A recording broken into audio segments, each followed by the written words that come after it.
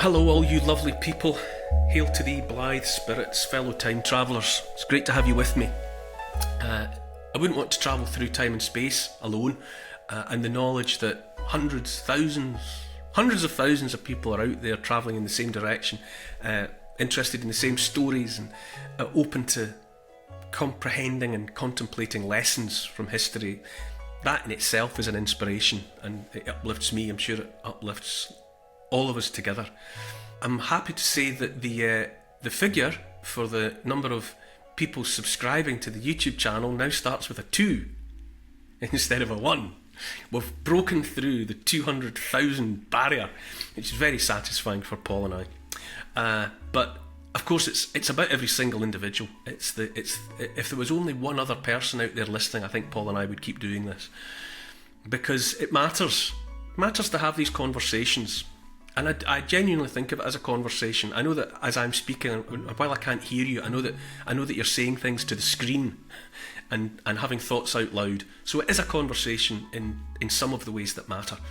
And it's contemplating the past in relation to the future that I think is critical. And it's more important now than perhaps at any time in history. To help support this podcast, keep it all happening, to make it all possible, all you have to do is go to patreon.com and sign up to my slice of the action. You get access to content, exclusive content, and competitions and question and answers, which are great fun sessions. You get all of that in return for providing the financial help that makes the whole series possible, keeps the output, makes it viable. So if you're already part of the family, huge thanks. I value every single person who bothers to be part of it in that material and practical sense. So if you're already there, big love. And if you're not, but you'd like to become part of the family, then get over there and leap through the hoops that will get you into the membership of this exclusive community and family. Okay, it's now time to strap into the time machine as we set off on the next stop on my love letter to the British Isles. Cue the music.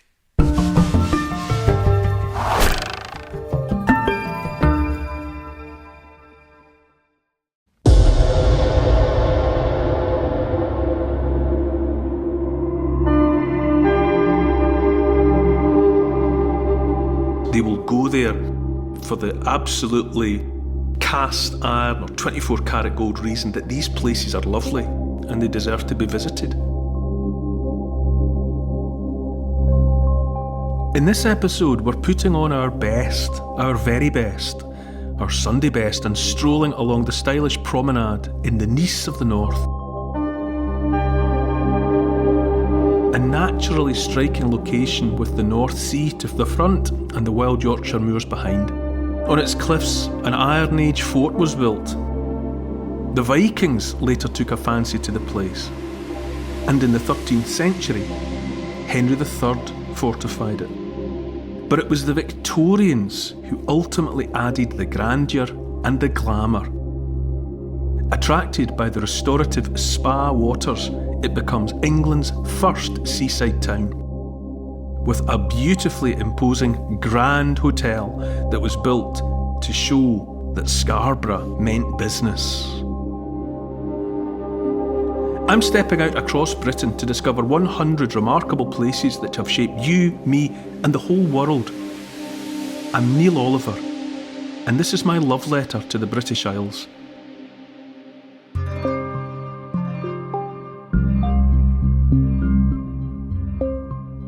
Hi Neil. In the previous episode, we stood on the battlements of Berwick-upon-Tweed, a town England and Scotland fought over for centuries. Where are we this week? We're staying on the coast, Paul, and we are parading. We're promenading on the promenade of a glorious Victorian spa town and paying homage to the British seaside tradition. Overlooking a stunning long curve of pale sand is what used to be the largest hotel in Europe, built in the shape of a V to honour Queen Victoria and designed around the concept of time. We're checking into the Grand Hotel in Scarborough.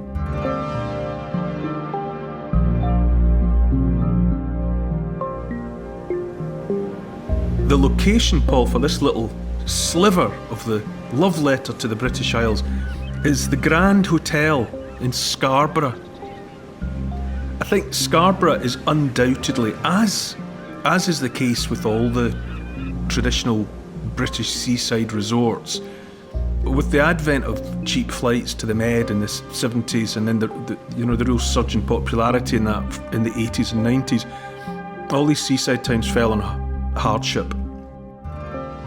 And Scarborough, very much so. It's like Morecambe. They're undoubtedly beautiful locations, and a seaside industry had grown all around these places. But when people could, spend a couple of £100 and get to Tenerife or Torremolinos or whatever, the cold water of the sea at Scarborough lost its appeal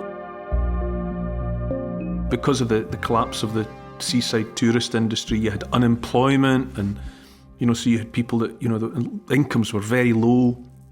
It was a perfect storm of problems for people. And I've been around and around the coast, as you know, and I love so many of these places, and they're all afflicted and affected in that same way, especially in the case of somewhere like Scarborough, because the location is so lovely. What's it like? It's, well, I mean, if you're able to sort of, I don't know, half close your eyes, I suppose, and not quite see the evidence of decline, you're looking at a beautiful beach. As is the case at Morecambe. We've talked about Morecambe Bay Sands. It's stunning. A breathtakingly beautiful location. Scarborough looks different, but you've got this, you've got the sea in front, and then rising up behind you've got the moorland. The sort of location where they filmed the television series Heartbeat is just up behind Scarborough. So those moors are just behind the sea, just out of sight of the sea. Like Morecambe, it was another of these places that laid claim to titles like the Nice of the North. Morecambe was the Naples of the North, and Scarborough was the Nice. It's also a location where you can play the game of stripping away the modern world and even the Victorian world, and you get back to something much older with much deeper roots.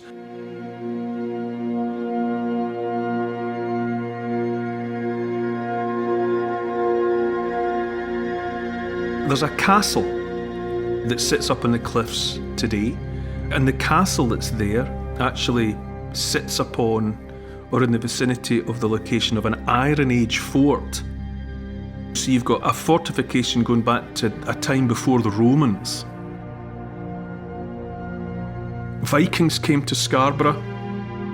Obviously it's on that east coast, so it was accessible to, in the main, Danish Vikings that were coming out of Denmark and prowling up and down the east coast of Britain, from Orkney and Shetland all the way down. There was Viking contact, Viking connections, and the Vikings established themselves at Scarborough. It came into what you might describe as its first heyday in the 13th century, which is to say the 1200s, when King Henry III of England, he spent considerable sums of money bolstering the defences of what was by then a thriving port. It's very interesting, it's always been very interesting to me that before it was possible to cross the Atlantic, from which point onwards our attention turned steadily and then increasingly towards the west, towards the potential of America, north and south. For millennia before that, we looked east. We looked to Europe for all our trading connections, and that was the case when we looked at King's Lynn. King's Lynn grew rich as part of the Hanseatic League, which was a fellowship or a confederation of towns along the Baltic coast that saw the advantage of clubbing together, which they duly did to form what was the Hanseatic League. You could quite justifiably describe it as like a precursor to the European Union. It was an attempt to see beyond national boundaries and to create something bigger. They tried to standardise currency and they tried to standardise laws, and they welcomed one another's merchants and allowed them to set up shop in their town. It was very sophisticated. And what eventually became the common market and then the EEC and then the European Union that that we've just recently broken away from, courtesy of Brexit. There was centuries and centuries of trade, especially between the east coast of Britain.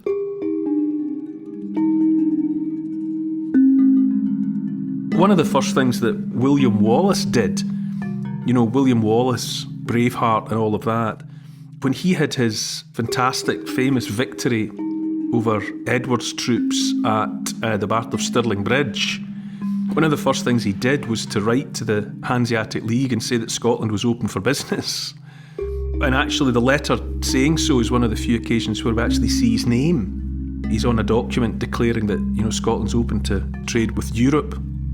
To cut a long story short, that King Henry III would bolster the defences of the port at Scarborough is just emblematic of the fact that trade east back into Europe was highly valuable, and merchants in Scarborough, like elsewhere, were growing fat and rich on the proceeds.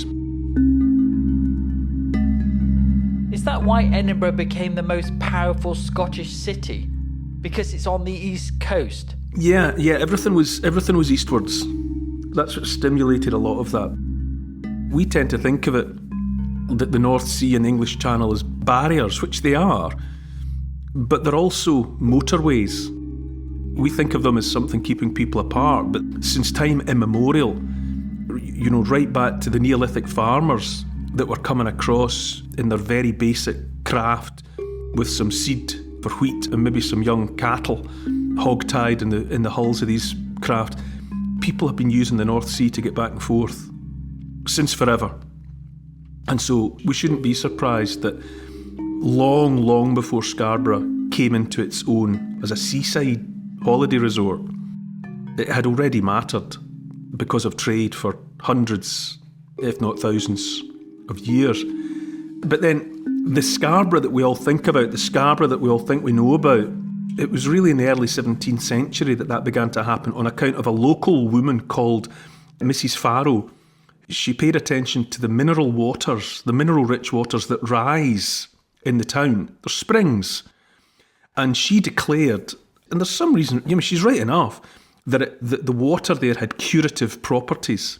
It's good for your health. And so it became really one of the first places where people would go from the inland areas to take the waters. Bathing in and drinking the waters, quite sulphurous, quite briny and brackish, but it was thought to be good for you, for all sorts of things. And it started small and became popular, and more people were coming to bathe in and drink the water.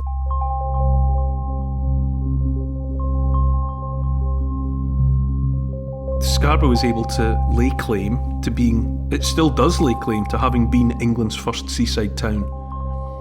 So everything that then spread to Filey, Whitby, Whitley Bay, Clacton, Cleethorpes, Bournemouth, Brighton, all of that English seaside industry, well, Scarborough says it started there. And for the sake of argument, it probably did. And what developed was a full-blown spa.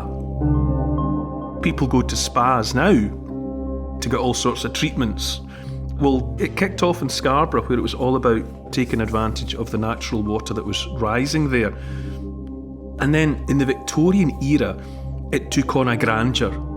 So the Victorians came in with their cast iron, all the railings, the twirls and swirls, the staircases, the acres of glass that are there in the Victorian structures that were built as the luxurious and grand venues for, musical performances and people who were there having a fully three-dimensional experience. They were there to take the waters and get healthy, and high culture was there too.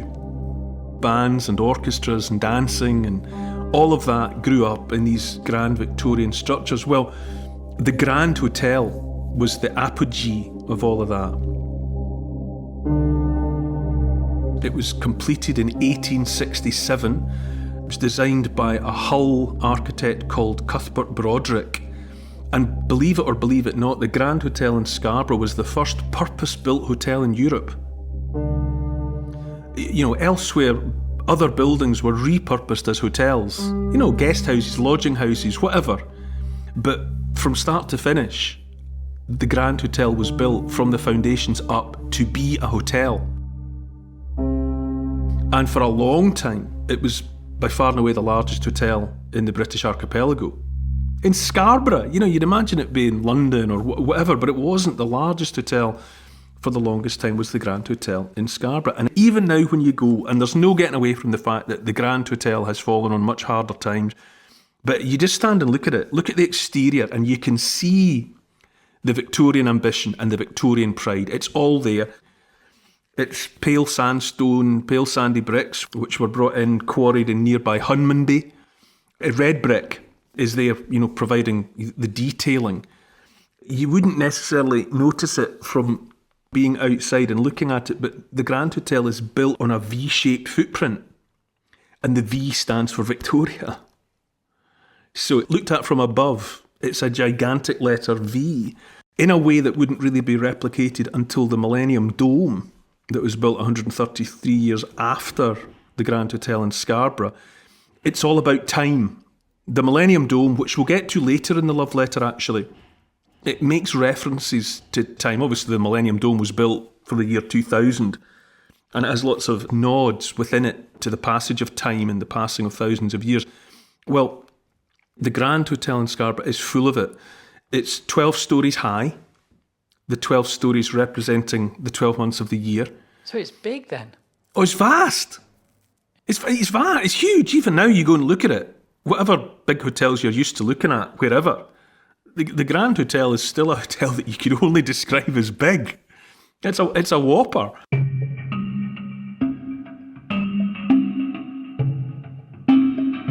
So it's 12 stories high. There are 4 towers, 2 at the narrow end where the V starts and 2 at the extremes of the V. And they represent the 4 seasons, which is to say spring, summer, autumn and winter. At the time it opened, it went through kind of modifications subsequently, but when it opened and for a while thereafter, there were 365 rooms, one for every day of the year, and 52 chimneys on the roof. Representing the weeks. So it was grand. They were almost having a laugh, I think, but also honouring Victoria and grandeur and the concept of time.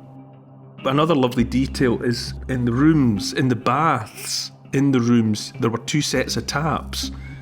One set provided fresh water and the other set provided water from the sea.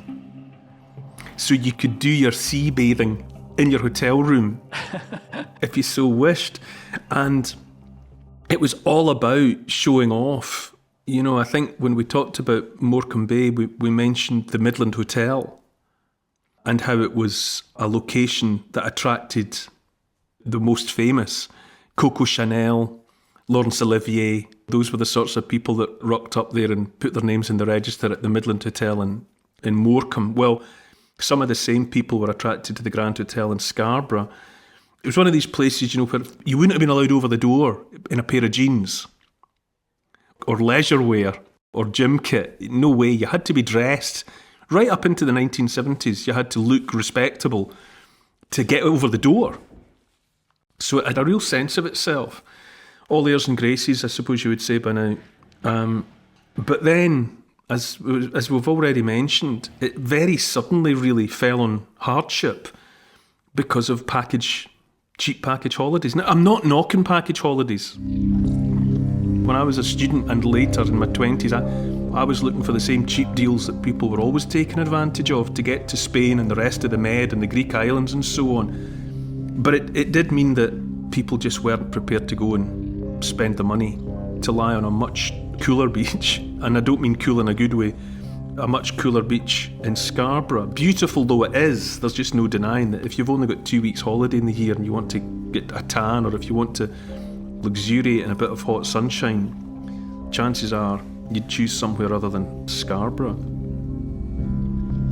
And so what had been gold became brass, and the shine went off of the Grand Hotel, and the holiday makers of yesteryear stayed away in droves.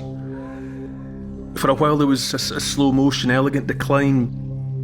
For a while it was owned by Butlins, and it was only really surviving by offering budget breaks and so on. And I don't want to come off as sounding like I'm knocking that either.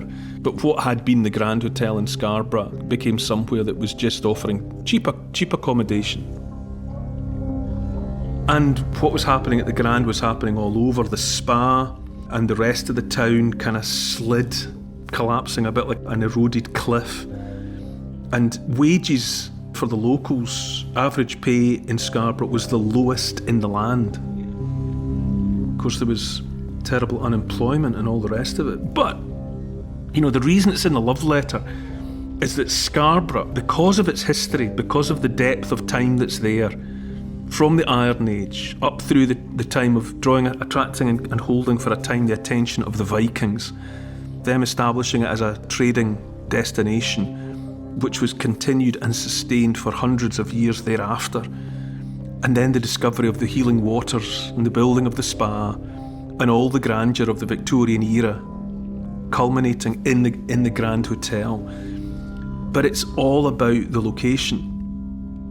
You stand on the beach at Scarborough and the sun comes out and it's stunning. And then you turn your back on the sea and you look up at the location, you know, the castle is still there.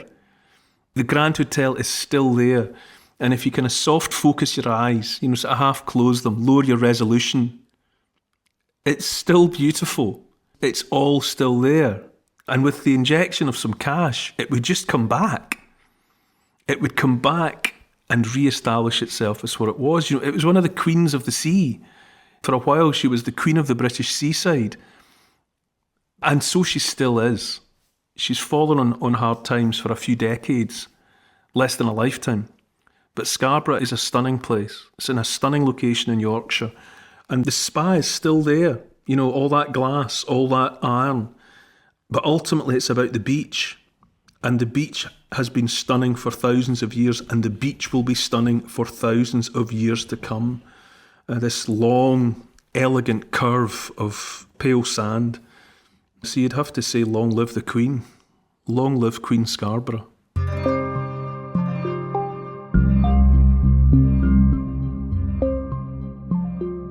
The people of the British Isles do love the seaside. Even though they've gone elsewhere, they still love it, don't they? It's coming back, Paul. I swear to you. I spent a lot of years making the television series called Coast, and as part of it, obviously, we were often in what had been the holiday destinations.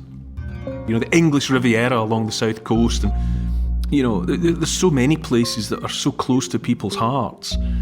And even while I was there, you could feel it. You could feel a kind of you know, it was almost like looking at a tree you thought was dead, but then comes a spring and there's some shoots. There's suddenly a kind of a haze, a blur of green on what you thought was gone forever. And you can see these places coming back because everything's on a cycle, everything's on a circle. And look at now, you know, people locked down, and whether people want to go abroad or not, it's difficult. And now, you know, people have all sorts of complications about PCR tests, lateral flow tests, vaccination status and all the rest of it. Your costs of everything's going up. And what is going to be the Mediterranean's loss will be the English Riviera's gain, and Scarborough and Yorkshire and all of them. Because people decide that after a while they want something else. Maybe they don't want to just go and sweat on a beach surrounded by thousands of other people. You know, maybe they want something different. And the endlessly varied British coast provides that. It has so many different characters. You know, start at Yorkshire, head north, Northumberland, Berwick-upon-Tweed, which we just mentioned there recently. Then, obviously, you know, for me, the Scottish coastline, east and north and west, the islands, Galloway, unbelievably beautiful. The Antrim coast in Northern Ireland, stunning. I mean, breathtaking and so overlooked by so many people for so long. And the Welsh coast, Cardigan Bay, Pembrokeshire, stunning, absolutely breathtaking. You know, and then down the west coast of England and then into Cornwall, into Devon, Dorset, all of these places. And these places, they captured people's hearts and captured people's imaginations for a long, long time. And people were distracted by the other things that were on offer. But for a whole complicated cocktail of reasons, my prediction is that the revivifying blood of the nation will start going back into the British coast and destinations like Scarborough. And I think there's every possibility, maybe not all of them, but the best of them that are populated by entrepreneurial people that can find new ways to attract people. The Scarboroughs will come back and people will be glad. They won't be second best. They won't be something that people resort to because there's nothing else. They will go there for the absolutely cast iron or 24 karat gold reason that these places are lovely and they deserve to be visited.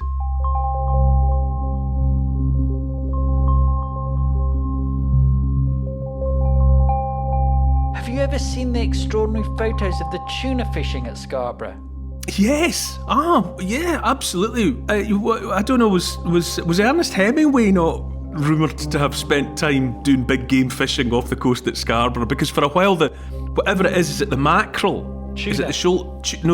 I think it's shoals of mackerel. You know, sometimes warm water or whatever, or the conditions take them to certain places, and for a relatively short period, whatever it is, and the mackerel eat was whipping up and down past Scarborough, and so the tuna followed them in, and the big game fishermen followed the tuna. Yeah, and there's photographs of these guys like Hemingway, you know, standing beside 9 foot long, gigantic predators of the ocean.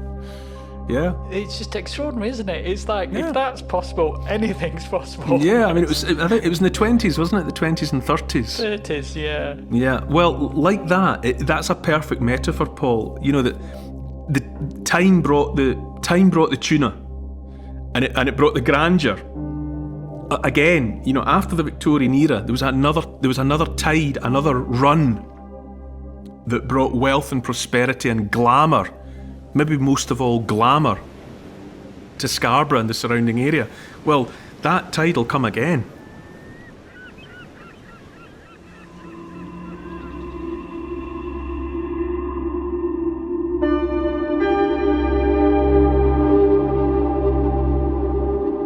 Where there's muck, there's brass. Powered by their fabulous fecundity and astute political brains, the Stuart family prospered. Marrying into power, they flourished, inheriting the Scottish and English crowns and spreading across the British Isles. In the 19th century, a smart Stuart spotted an opportunity not to be missed, developing the port of Cardiff's small dock. The coal bonanza began, and incredible fortunes were made. Next time in my love letter to the British Isles. To help support this podcast and to get access to new and exclusive history and comment videos every week, sign up to my Neil Oliver Patreon site. It'd be great to see you there. Check out the Instagram account called Neil Oliver Love Letter. And please write a review of this week's podcast and share it with your friends. For further reading about these favourite destinations of mine, you could try my book. It's called The Story of the British Isles in 100 Places, and it's published by Transworld. Neil Oliver's Love Letter to the British Isles is produced by Paul Ratcliffe and Neil Oliver for Fat Belly Films. Music is by Malcolm Goldie. Social media producer is Oscar CFR. Additional research is by Evie, Lucian, Archie and Teddy. Finance is by Catherine and Trudy. Post-production is by Althorpe Studios and the graphics are by Paul Plowman. And special thanks to the people across history who have made and who continue to make these isles such an incredible place. This has been an FBF Podcasts production.